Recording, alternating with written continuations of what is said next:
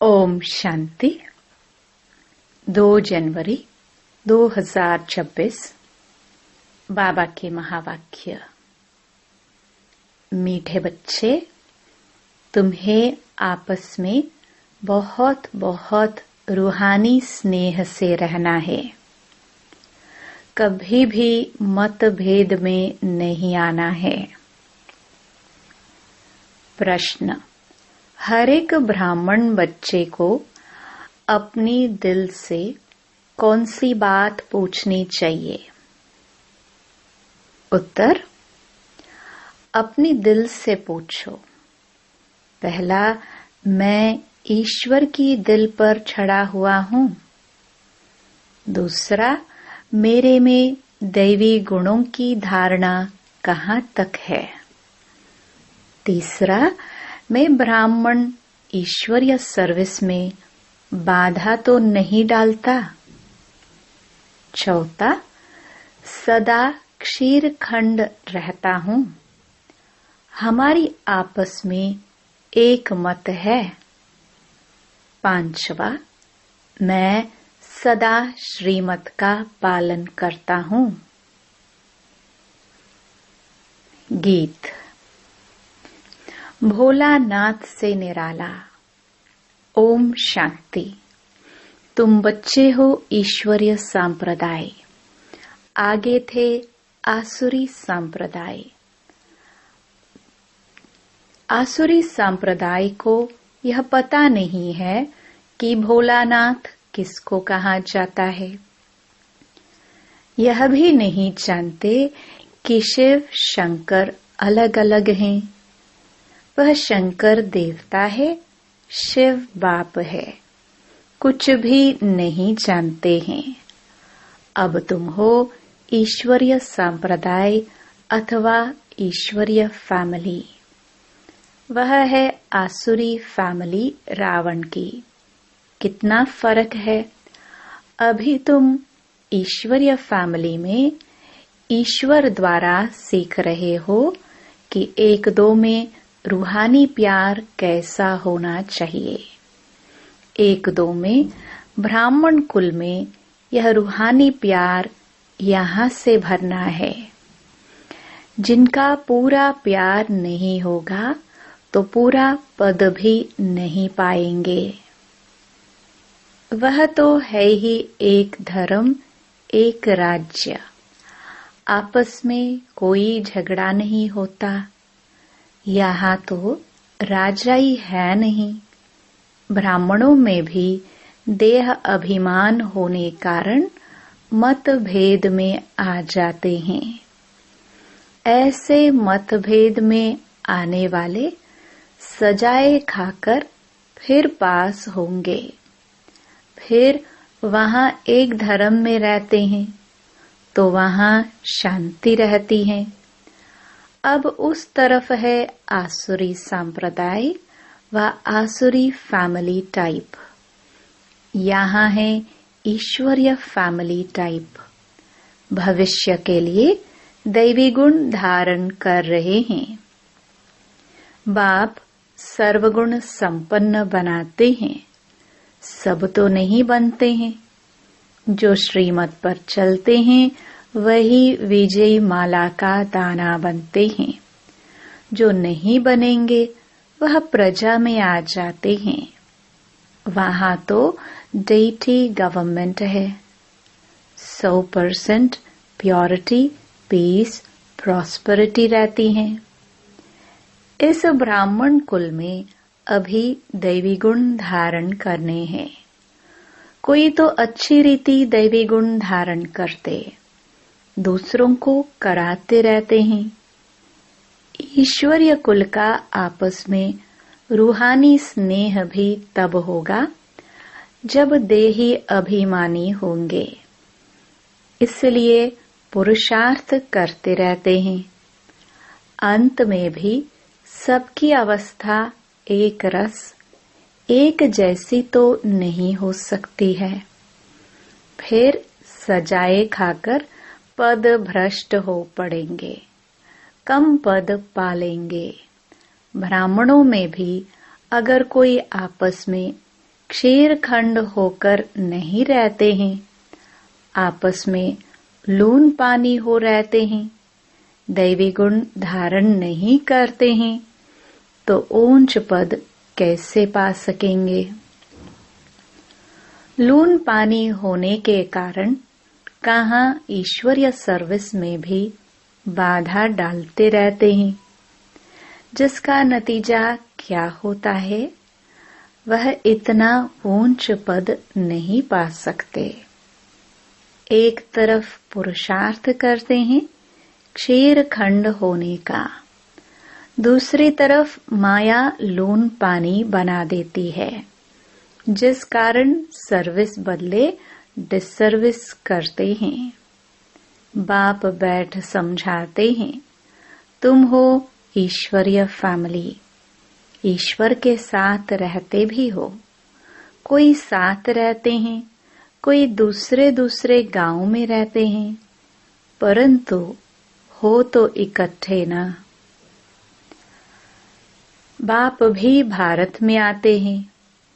मनुष्य यह नहीं जानते शिव बाबा कब आते हैं, क्या आकर करते हैं। तुमको बाप द्वारा अभी परिचय मिला है। रचता और रचना के आदि मध्य अंत को अब तुम जानते हो। दुनिया को पता नहीं कि यह चक्र कैसे फिरता है।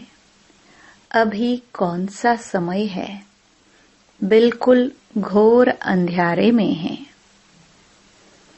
तुम बच्चों को रचता बाप ने आकर सारा समाचार सुनाया है, साथ साथ समझाते हैं कि हे सालिग्रामों, मुझे याद करो।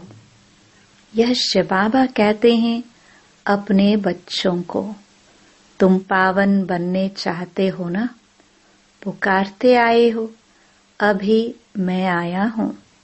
शिव बाबा आते ही हैं भारत को फिर से शिवालय बनाने। रावण ने वेश्यालय बनाया है। खुद ही गाते हैं कि हम पतित विश्यस हैं। भारत सतयुग में संपूर्ण निर्विकारी थी। निर्विकारी दुनियाओं को विकारी मनुष्य पूजते हैं, फिर निर्विकारी ही विकारी बनते हैं। यह किसको पता नहीं है। पूज्य तो निर्विकारी थे, फिर पुजारी विकारी बने हैं, तब तो बुलाते हैं, हे पतित पावन आओ, आकर निर्विकारी बनाओ। बाप कहते हैं, यह अंतिम जन्म तुम पवित्र बनो। मामेकम याद करो तो तुम्हारे पाप कट जाएंगे और तुम तमो प्रधान से सतो प्रधान देवता बन जाएंगे। फिर चंद्रवंशी क्षत्रिय फैमिली टाइप में आएंगे। इस समय हो ईश्वरीय फैमिली टाइप। फिर दैवी फैमिली में 21 जन्म रहेंगे। इस ईश्वरीय फैमिली में तुम अंतिम जन्म पास करते हो। इसमें तुमको पुरुषार्थ कर सर्वगुण संपन्न बनना है। तुम पूज्य थे, बरोबर राज्य करते थे, फिर पुजारी बने हो। यह समझाना पड़े ना।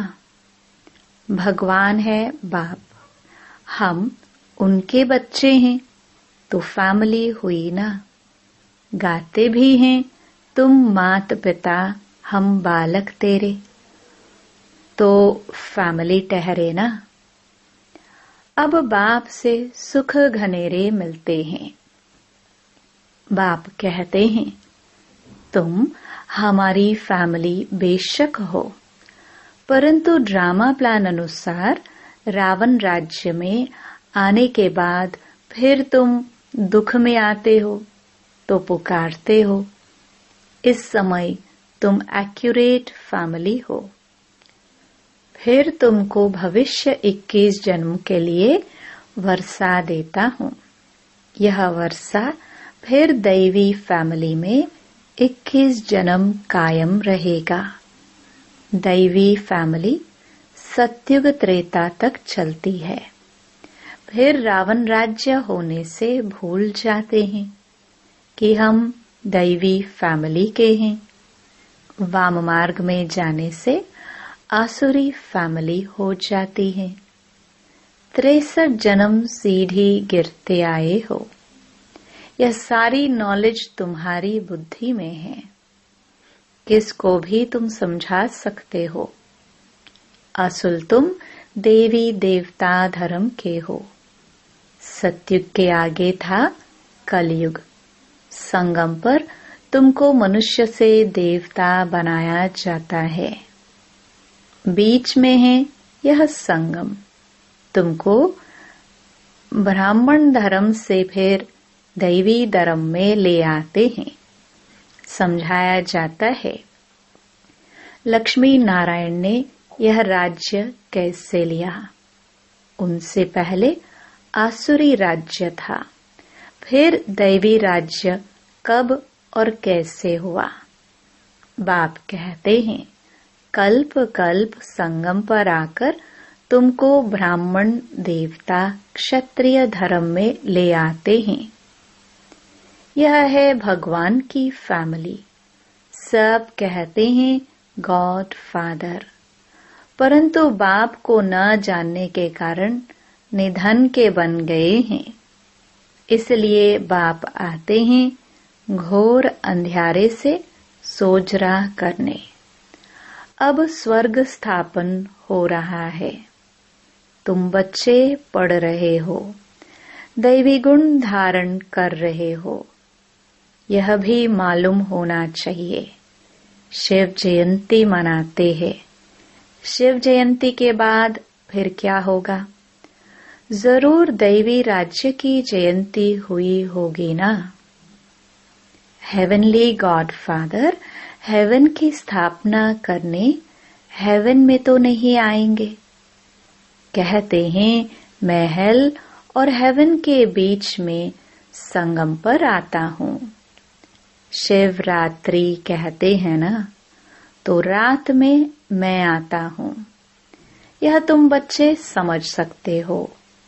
जो समझते हैं वह औरों को भी धारण कराते हैं। दिल पर भी वह चढ़ते हैं जो मनसा वाचा कर्मणा सर्विस पर तत्पर रहते हैं।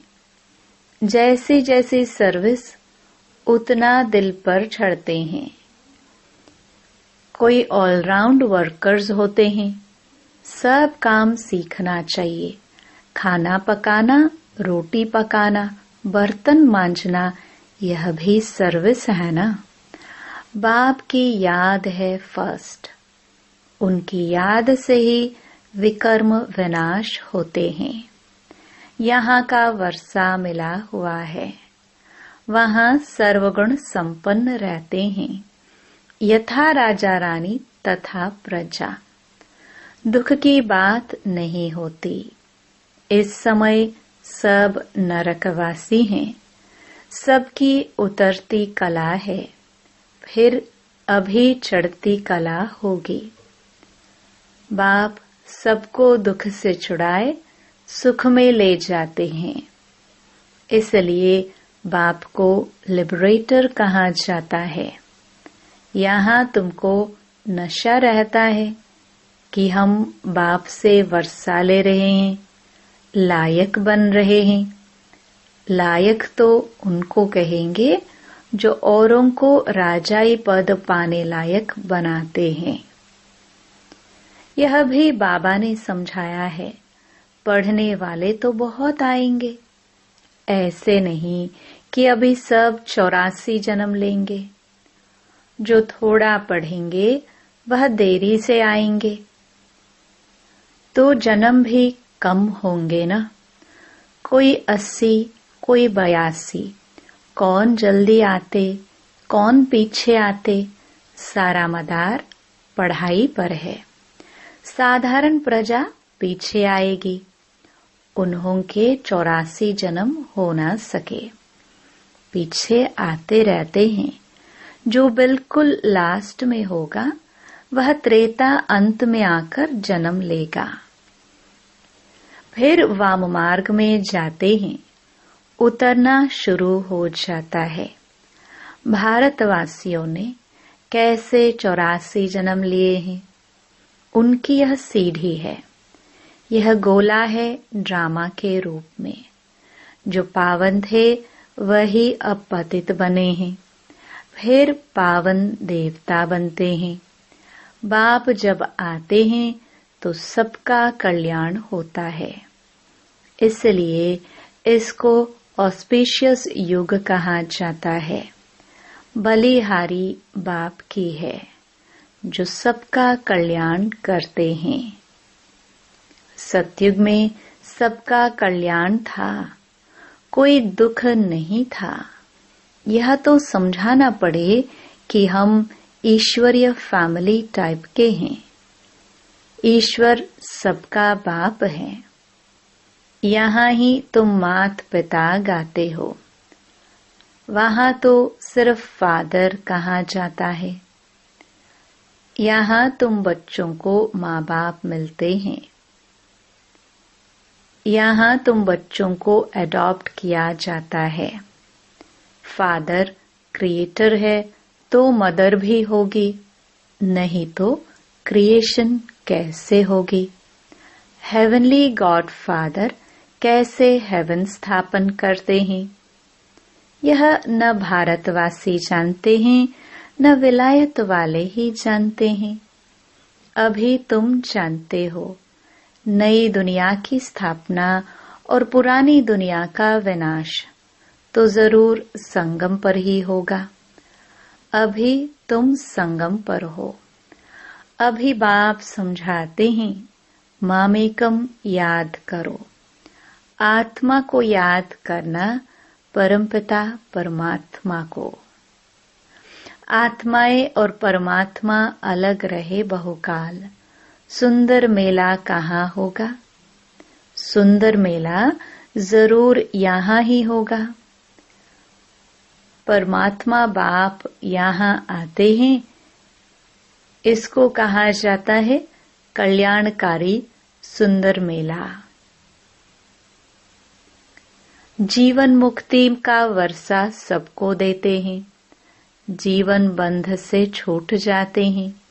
शांति धाम तो सब जाएंगे। फिर जब आते हैं तो सतो प्रधान रहते हैं। धर्म स्थापन अर्थ आते हैं। नीचे जब उनकी जनसंख्या बढ़े तब राजाई के लिए पुरुषार्थ करे। तब तक कोई झगड़ा आदि नहीं रहता। सतो प्रधान से सतो में जब आते हैं तब लड़ाई झगड़ा शुरू करते हैं। पहले सुख फिर दुख। अब बिल्कुल ही दुर्गति को पाए हुए हैं। इस कलयुगी दुनिया का विनाश, फिर सतयुगी दुनिया की स्थापना होनी है। विष्णुपुरी की स्थापना कर रहे हैं ब्रह्मा द्वारा। जो जैसा पुरुषार्थ करते हैं उस अनुसार विष्णुपुरी में आकर प्रारब्ध पाते हैं। यह समझने की बहुत अच्छी अच्छी बातें हैं। इस समय तुम बच्चों को बहुत खुशी होनी चाहिए कि हम ईश्वर से भविष्य 21 जन्मों का वर्षा पा रहे हैं। जितना पुरुषार्थ कर अपने को एक्यूरेट बनाएंगे, तुम्हें एक्यूरेट बनना है। घड़ी भी लीवर और सिलेंडर होती है ना। लीवर बहुत एक्यूरेट होती हैं। बच्चों में कई एक्यूरेट बन जाते हैं, कई इनएक्यूरेट हो जाते हैं तो कम पद हो जाता है। पुरुषार्थ करके एक्यूरेट बनना चाहिए। अभी सब एक्यूरेट नहीं चलते। तदबीर कराने वाला तो एक ही बाप है। तकदीर बनाने के पुरुषार्थ में कमी है। इसलिए पद कम पाते हैं। श्रीमत पर न चलने के कारण, आसुरी गुण न छोड़ने कारण, योग में न रहने कारण यह सब होता है। योग में नहीं है तो फिर जैसे पंडित, योग कम है इसलिए शिव बाबा तरफ लव नहीं रहता, धारणा भी कम होती है, वह खुशी नहीं रहती, शक्ल ही जैसे मुर्दों मिसल रहती है। तुम्हारे फीचर्स तो सदैव हर्षित होना चाहिए, जैसे देवताओं के होते हैं। बाप तुमको कितना वर्षा देते हैं। कोई गरीब का बच्चा साहूकार के पास जाए तो उनकी कितनी खुशी होगी। तुम बहुत गरीब थे, अब बाप ने अडॉप्ट किया है तो खुशी होनी चाहिए। हम ईश्वरीय संप्रदाय के बने हैं, परंतु तकदीर में नहीं है तो क्या किया जा सकता है। पद भ्रष्ट हो जाता है, पटरानी बनते नहीं हैं। बाप आते ही हैं पटरानी बनाने। तुम बच्चे किसको भी समझा सकते हो कि ब्रह्मा विष्णु शंकर तीनों ही शिव के बच्चे। भारत को फिर से स्वर्ग बनाते हैं ब्रह्मा द्वारा, शंकर द्वारा पुरानी दुनिया का विनाश होता है। भारत में ही बाकी थोड़े बचते हैं। प्रलय तो होती नहीं, परंतु बहुत खलास हो जाते हैं। तो जैसे कि प्रलय हो जाती है, रात दिन का फर्क पड़ जाता है। वह सब मुक्ति धाम में चले जाएंगे। यह पतित पावन बाप का ही काम है। बाप कहते हैं देही अभिमानी बनो, नहीं तो पुराने संबंधी याद पड़ते रहते हैं। छोड़ा भी है फिर भी बुद्धि जाती रहती है। नष्टो मोहा है नहीं, इसको व्यभिचारी याद कहा जाता है। सद्गति को पा ना सके, क्योंकि दुर्गति वालों को याद करते रहते हैं। अच्छा, मीठे मीठे सिखिलदे बच्चों प्रति माता पिता बाप दादा का याद प्यार और गुड मॉर्निंग। रूहानी बाप की रूहानी बच्चों को नमस्ते। धारणा के लिए मुख्य सार।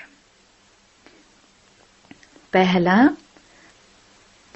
बाप दादा की दिल पर चढ़ने के लिए मनसा वाचा कर्मणा सेवा करनी है। एक्यूरेट और ऑलराउंडर बनना है। दूसरा, ऐसा देही अभिमानी बनना है जो कोई भी पुराने संबंधी याद न आए।